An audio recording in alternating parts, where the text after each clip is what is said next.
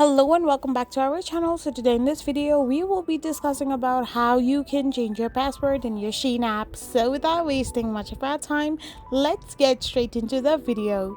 So first and foremost, all you need to do is simply tap open your Shein app. So once you open your Shein app, you will end up in this interface where all you need to do is simply tap on Shein. Then simply tap on the me icon. There you can find the settings option. So simply tap on the settings option. There you can now go to manage my account, where you can find the change password option. So simply tap on it, type in your old password, your new password of your account, and simply confirm your password by retyping your new password again and hit the submit button. Once all these three credentials are completely filled in, you can simply change your password in Shein. I hope you found this video helpful, so don't forget to hit that subscribe button and do give us a thumbs up. We will be back again with these informative videos.